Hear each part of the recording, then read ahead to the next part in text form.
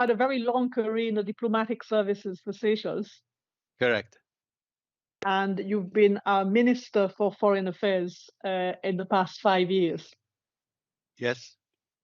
The reason why we asked you to give evidence is because we've had a few mixed, I suppose I could say, it's not very clear to us how the protocol services operate in terms of those attached to the Ministry of Foreign Affairs and those attached to State House. And we wondered whether you could shed some light on that issue.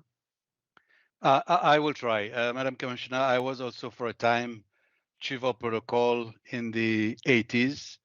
But back in the day, there was only one protocol service.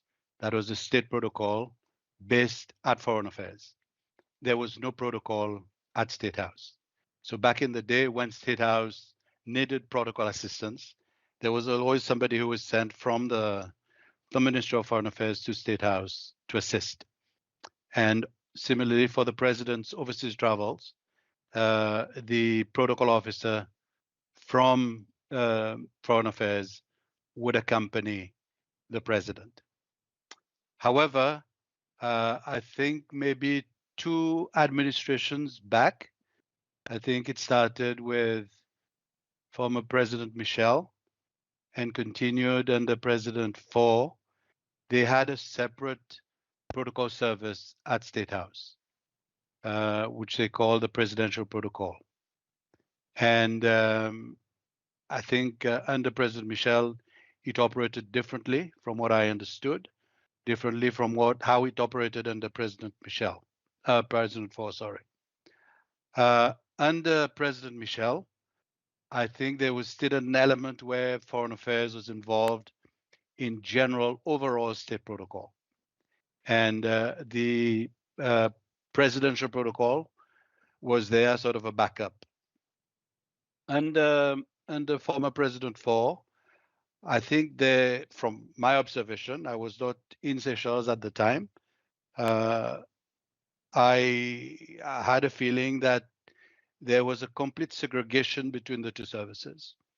The State House protocol had taken over, if you wish, and was undertaking all the duties that involved State House. And apart from a few protocol activities, the Foreign Affairs protocol was not really that involved. When I came in, it was one of the things that I changed. I wanted protocol, state protocol, which is the protocol at Foreign Affairs, to reassume its role as state protocol and basically be responsible for national protocol. And that is where we started getting involved in activities involving the president, the program, accompanying the president on his visits overseas, and be involved in national events requiring protocol assistance. For the benefit of the Commission, but also in terms of education for the general public, could you tell us what you mean when you talk about protocol and what functions does protocol actually carry out? Yeah, protocol, yeah, it sounds mysterious, Madam Commissioner, but basically what it is a service that is there to ensure that general rules of etiquette are followed. Basic little things regarding, for example, dress code, for which occasion you wear what, sitting arrangements, be it in a car, at a table, in a room, arrangements when you're walking with a VIP, why you put somebody on your left, why on the right. And then there are arrangements that are done also, programs that are organized, basically to make sure that there's a rule, there's a code, and that everybody follows, just so as not to upset anyone.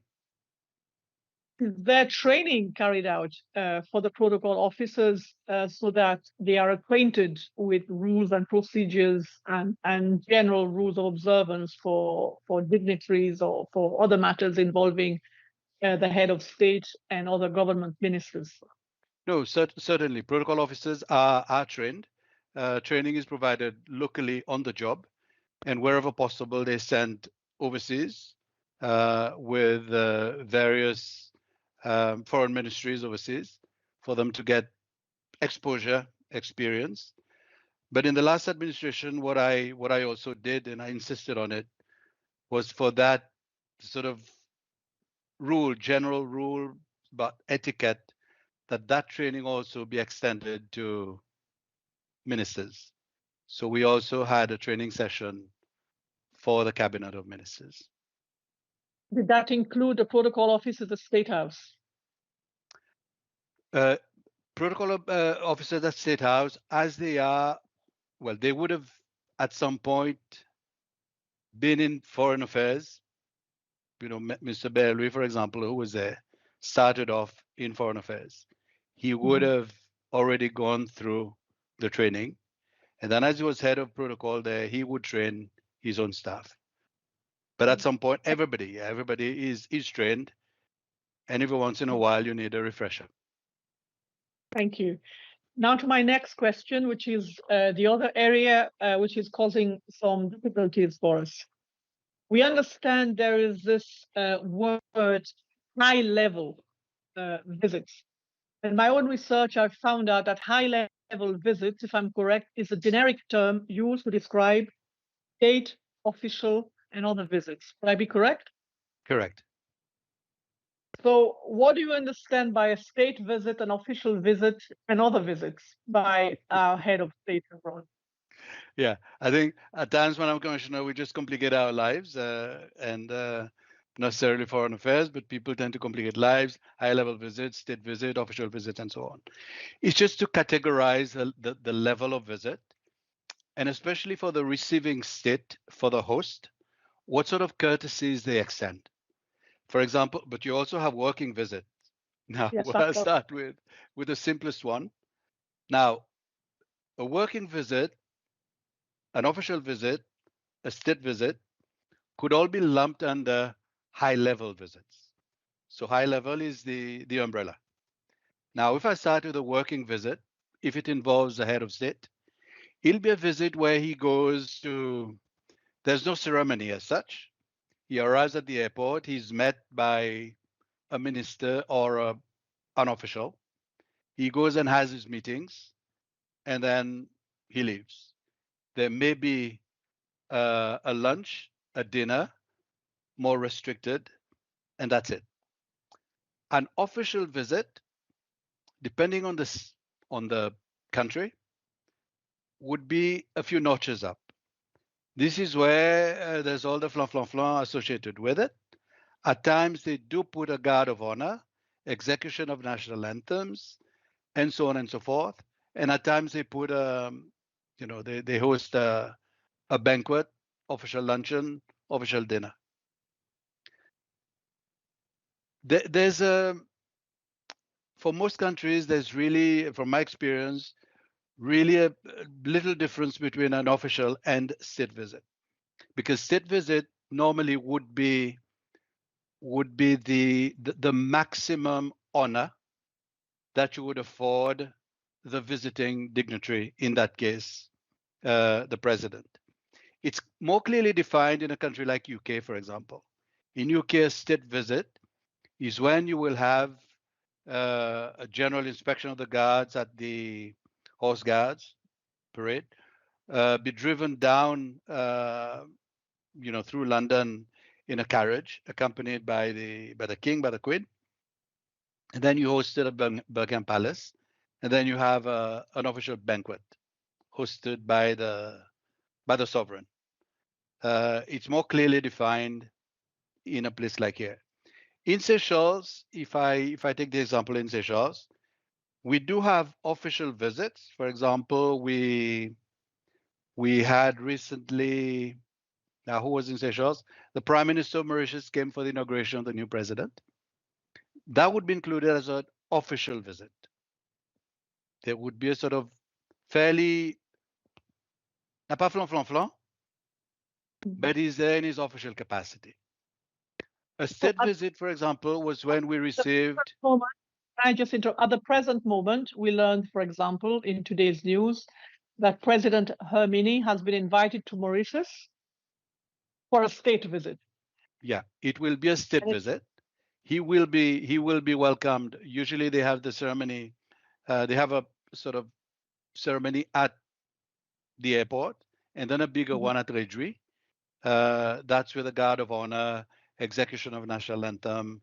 There will be a banquet hosted in his honor, and so on and so forth.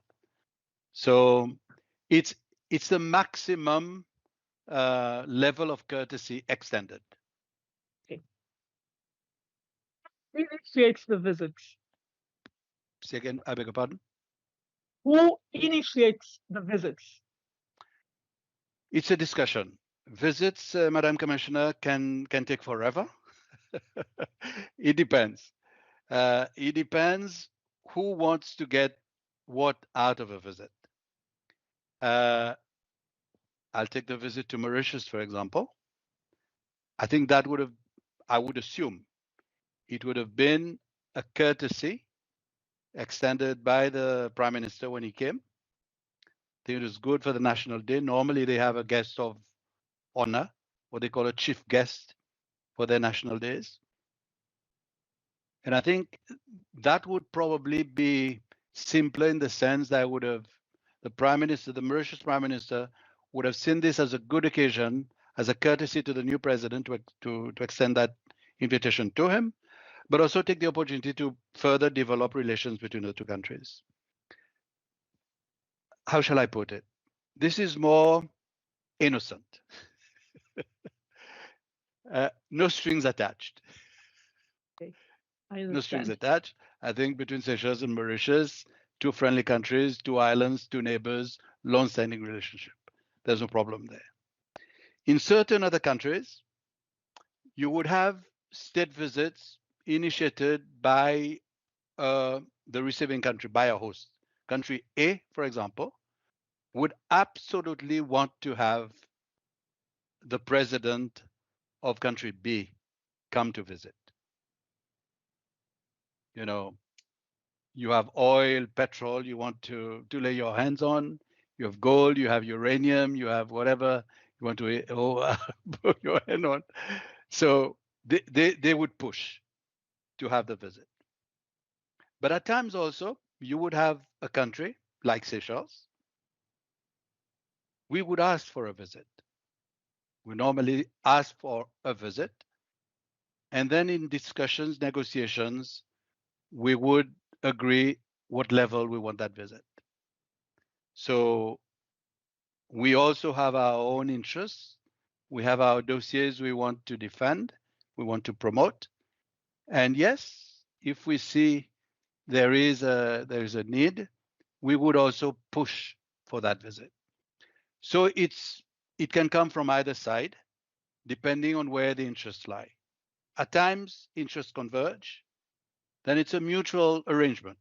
Yeah, how about we have a visit? I don't know whether that You have answered my question. Now I just want to ask a further question. For those visits that you mentioned, the state visits, the official visits, the working visits, any type of, the generic term, high-level visits, what documentation is kept by the national government, for example, Seychelles, of those visits? on file, normally these discussions, negotiations, communications, all the records will be kept at Foreign Affairs. And depending on how an administration functions, at some point, if it involves the president, State House would have copies, but they would not necessarily be involved in all the discussions. Hence, they would not have copies of all correspondence. But Foreign Affairs would be where all the documents will be kept, emails, letters, note verbals, and everything. Okay. The difficulty I'm having is this. I have certain documentation and certain lists and spreadsheets from the Ministry of Foreign Affairs of high-level visits carried out by the president of Seychelles, and they a shorter list than the one I have been able to retrieve from the State House protocol department. In fact, the only comprehensive list I've been able to get is from HR, which compiles the claims for per diems. That's how I've been able to find out how many visits were carried out. Because I thought if the president travels abroad, obviously there must be a claim for per diem for him to travel abroad. Would I be correct? You will be correct, but also I wish to point out that it is not unusual in the case of Seychelles now for the list not necessarily to tally. It would not tally. And it would have been worse maybe under the previous administration, where foreign affairs would not necessarily have been involved in all the trips of the president abroad. Which Now, if we go administration? back, Which administration are you referring to? I'm talking about under President Faure, for example. Okay. Okay, bearing in mind, I'm saying that in the context of having separate protocol services. But as a rule, any official working state visit of the president, foreign affairs would have been involved at some point. But there are, in the case, I mean, I can say personally, in the under President Wavell Ramkalawan's administration, the president would have made certain trips that are not official in his personal capacity. Then foreign affairs would not have been involved. Foreign affairs would not have had any records apart from maybe a booking for the VIP lounge. So the list would not tally. Yes, the list would not tally, but also the documentation would not tally. For example, I'm not able to find a note verbal initiating the meeting. I only get a high-level meeting. That's documented. High-level meeting. But the high-level meeting would be attended only by Mr. Ramkalawan and his security officer. I can I can offer some explanation for this. Please, that's what I'm trying to find. Yeah.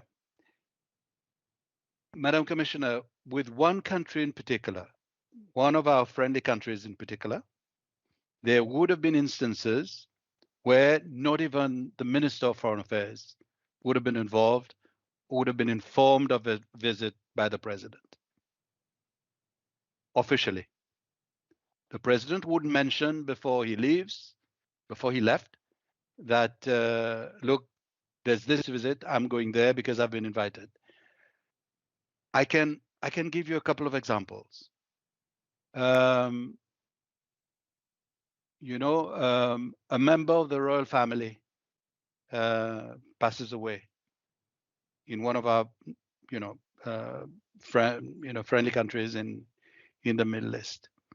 That discussion is done between that country and directly with the president. He's invited to come, either for the funeral, either to present his condolences. That's how they operate. And he would go. Foreign Affairs would not be involved. Maybe their embassy in Victoria would, but normally it's high level. Foreign Affairs does not get involved. And by Foreign Affairs, I mean not only Maison Queue de Quincy, but also our embassy, if we have one, in that particular country. Look, I come straight to the point. There are several what is termed high-level visits attended purely by Mr. Ramkalawan and his security officer, Mr. Anil Bristol, to UAE. And there's all that I can find is he's going on a high-level visit, but there is no other documentation. And I'm just wondering, both in terms for security and in terms of protocol, whether that is normal. With the UAE, I mean, it took me also quite a while for me to get my head around it, and I'm being honest here. With the UAE, they have their way of operating is like that.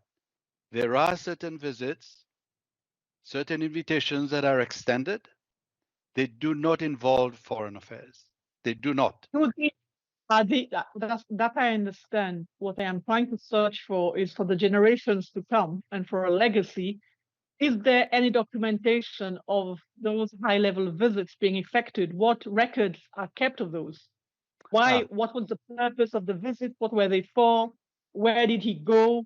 Who looked after him? How secure is the president of our country? Because he's just venturing abroad on his own without a protocol officer or anybody else. that I won't be able to help you with. Would you be able to know whether, if it's documented that Mr. Ramkalawan and Mr. Anil Bristol secured 5 days per diems for what was, I quote, high-level meeting in UAE, would it mean they only went to the UAE, or could they have gone on somewhere else from the UAE if there is no documentation? Madam Commissioner, I cannot comment on that. Everything to do with per diem, I'm outside, you know, this. This is calculated, sorted out by State House. I do not know. I wouldn't know when they live, how many days they go for, how many days per diem they paid, and where they go. To be perfectly honest, it's not only the per diem that concerns me. What concerns me most is where is the head of state of our country going and for what purpose? If there's no documentation. A valid point. A valid point. There is no documentation. You can confirm that for many of those visits. I get you, Okay. but I cannot help you there. Okay. Now we come to a matter that I wanted to hear from you. There was an official visit undertaken by the head of state, by yourself, uh, by Mr. Claude Morel, and various other persons to the Maldives. Correct. That was a state visit. A state visit in June 2024. 23. 23, sorry, in June 2023. I'm very sorry. Yes. You Yes, correct. attended, yes. I Yeah. understand from the protocol officer from the Ministry of Foreign Affairs, who very kindly gave me the schedule that was planned for the visit, that the schedule changed when you arrived in the Maldives. I don't know which part of the schedule, but I wish to clarify one thing. In preparing for these visits normally, and from my experience, it's always been like that. You agree on a program, you agree on a schedule, things change. At times it changes while you're in the air before you land. When you get there, program can change. Yes, it does happen. In the case of the Maldives, can you tell us which of the meetings that you attended?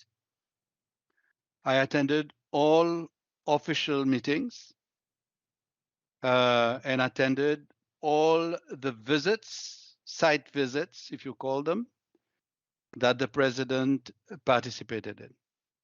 I was involved in the whole visit, everything to do with the visit, from our arrival to our departure. When you say everything to do with the visit, do you mean that was the official meetings with the president of the Maldives and other high-ranking officials in the Maldivian government? And even people outside the government. Okay. Does that include the Qataris who were developing the hotel at Assomption? I do not know about Qataris who are developing hotels at Assomption, but we did meet certain people during our stay there. In my view, I looked at them as more coincidental than anything. They were not on the official program, but we did meet certain people. Yes. I am going to show you some photographs, and can you please tell me whether you recognize either places or the persons in those photographs as part of that official, you call it a state visit. Just bear with me. I'm going to share the screen.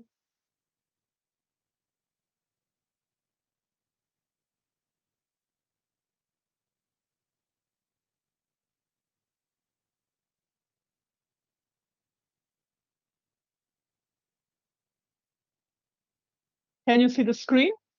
Yes, I do. Did you recognize any of the individuals on the screen?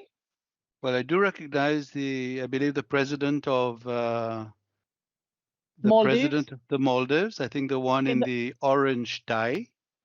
Yes. I remember the guy. Well, he's who was guiding us on the visit of the Waldorf Astoria Hotel, the one in the burgundy tie.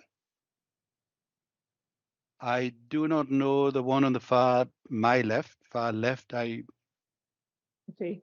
lift. Were you present when that photograph was taken? When that photograph was taken, I was present. I was part of that delegation. I was at the back somewhere. And there's Mr. Cat behind Mr. Ramkalawan. Mr. Cat is here. I do not see Mr. Cat. I do Mr. Anil Bustol. This is Anil Bristol. Yeah, that's his personal security. Yeah. Okay. Pictures.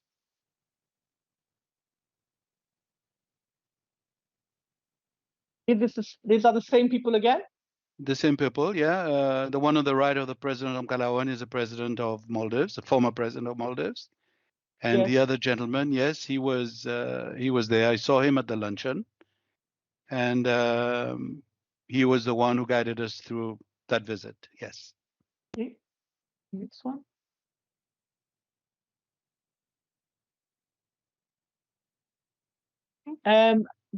Sorry, don't go away yet. The person in that burgundy tie, you identify as who? To be honest with you, I do not know his name. I am very, very bad with names, Okay. actually. Were you ever introduced to the Al-Kayat brothers? No, I don't know. I don't know who they are. No. Did you hear No. the name of Ramez Al-Kayat being used there as being the owner of, or part owner, or having an interest in the assets group? I think I may have heard the name, but whether I'm able to place a face to a name, no. Okay. This was at the state dinner? At the state luncheon. It was a lunch. Luncheon. Thank you. And there again is the president of the Maldives, correct? Yes. Thank you. Now, can you have a look at these photos? Were you present on that island and at that resort, or was that undertaken personally by Mr. Ramkalawan and his wife?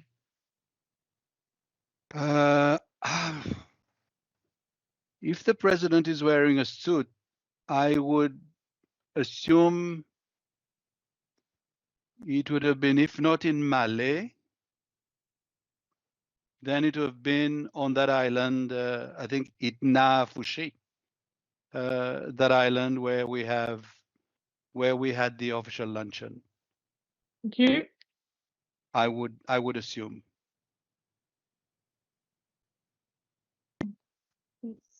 That's the same people again. Yeah, at the luncheon, yes.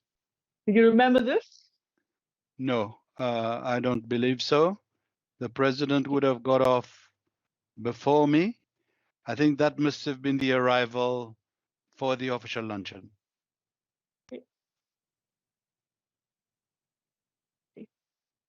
Did you accompany Mr. Ramkalawan on his visit to the Rosewood Hotel?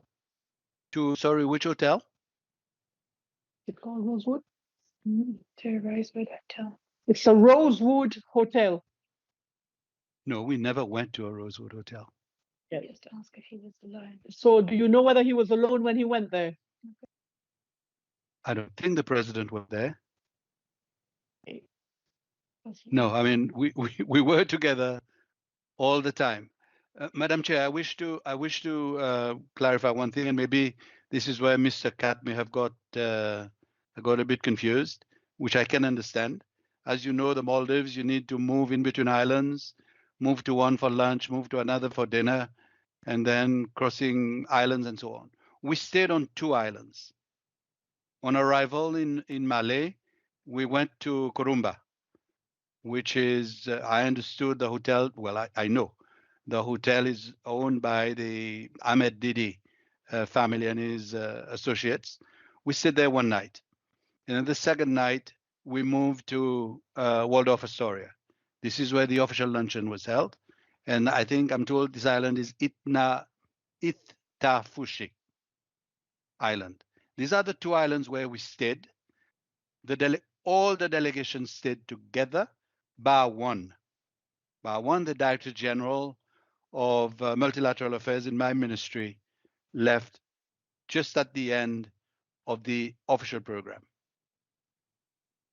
So would it come as a surprise if, for example, I said to you that Mr. Ramkalawan was brought to see a Rosewood Hotel, which would be a similar development that the Assets Group were planning to do in Assomption on that visit? You don't remember visiting a Rosewood Hotel? No, I that one I'm categoric. We never visited a Rosewood Hotel. I can give you the list of the resorts we actually visited, the whole delegation. Now, if you tell me that the president at some point on his own left to visit another hotel, he must have done that during the night. He must have tiptoed out because we were all together on one island, and it's not a big island. We all had dinner together every night. We all had breakfast together. So I don't know at what point he would have done there. He would have done that and gone on his own. Were you at all the meetings attended by Mr. Ramkalawan?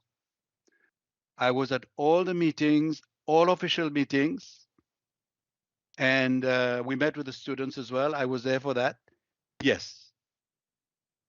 You talk about official meetings. I'm sorry, I must press you. Do you know whether Mr. Ramkalawan met hotel developers at a separate meeting?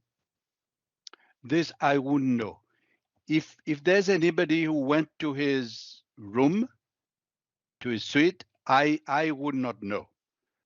But in terms of all visits to all the other resorts that we visited, all the other meetings with the Speaker of the National Assembly and so on and so forth, I was there for all the meetings. Okay. Perhaps, if I may say so, did you know who owned the Waldorf Astoria? I don't know. Well, I cannot vouch who owned, but I did understand when we were visiting after the luncheon that the gentleman in the burgundy tie had an involvement, whether he was the sole owner or one of the owners, but I understood that he was involved in the. So none of you were aware that, in fact, the owners of the Waldorf Astoria were, in fact, the owners of the Assets Group, the same company building the hotel on Assomption? I was not aware, and in any case, when we were there in June, as far as I am aware, and I was also Minister of Tourism, I was not aware of any hotel on Assomption being built. And one other point also, Madam Commissioner, is that the accommodation at the hotel, be it at Didi's Hotel, forgotten the name of the island now, and at Waldorf, as far as I was aware, we were there. The Maldivian authorities were offering hospitality. We were not involved in booking or making arrangements for the accommodation, as far as I'm aware. Mr. Adigon, you would appreciate that most of the islands in the Maldives are no longer, I would say, owned by the Maldives itself. They have actually been sold off to hotel developers and hotel owners, and the Waldorf Astoria is one of those. It is owned by the Assets Group. But Madam Commissioner, I would say also that this is beside the point, with all due respect. In Seychelles also, when we receive our visitors, government doesn't have a hotel. We use other hotels to accommodate people. And in that case... No, excuse me, can I interject? It's not yes. my question. All the hotels in Seychelles all right, down under the national jurisdiction of Seychelles. I don't know whether you know that most of the islands of the Maldives have been sold off and are I know. entirely owned. Yes, they are entirely owned. So I am asking you, for example, did you know that the Waldorf Hotel is owned by the Assets Group, and the Al Kayat brothers have a controlling interest? And in fact, Ramez Al Kayat was the person accompanying you in the pictures, and is the person who is now acting on behalf of Ocean Breeze International Limited for the development in Assomption. You asking me a question, or you giving me? I'm asking you whether you are aware of this. Now I am aware. Yes. Or you weren't before. That's what I'm asking. No, When I you went wasn't. there, you didn't know that. Okay. No, Okay. I assumed. Yeah. Okay, let me take a step back. I did get that impression when we went there for the state luncheon hosted by the Maldivian president, that the gentleman had some sort of interest in that hotel. And then Okay. I subsequently did some research to find out what you are saying now. Yeah. That is all I wish to ask you. And do you know whether the Ministry of Foreign Affairs had any other further involvement in Assomption, in the development of Assomption? The Ministry of Foreign Affairs? Yes. No, the Ministry of Foreign Affairs would not have anything to do with any hotel development on any island. If there's a ministry, I'm sorry. Yeah, I'm just going to say, because in the evidence that we have received, apparently Terry Woolman from the Ministry of Foreign Affairs would have taken care of the visits by the ME to Assomption. Oh yes, I mean the emir would have been coming to Seychelles. The emir and his father before him, as you may know, has been they've been coming to Seychelles for a number of years now, and they go to Assomption, or either, I think, as far as I understand, they went on their own yachts and so on in the area for diving, for fishing, or whatever. So normally for a visiting dignitary to Seychelles, especially at that level, foreign affairs would have been involved, or the presence on the territory of a head of state or the royal family.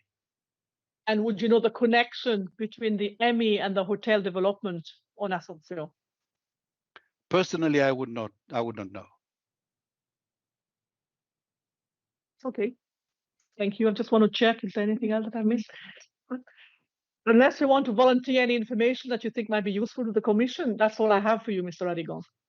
No, I do not have any information. I wish I could help you more. I'm sorry. No, you've been very helpful, and I thank you for your time. Thank you very much, and good luck. Thank you so much. And there ends today's taking of evidence, and we shall resume tomorrow morning at 9 a.m. In public in Victoria. Thank you. Thank you.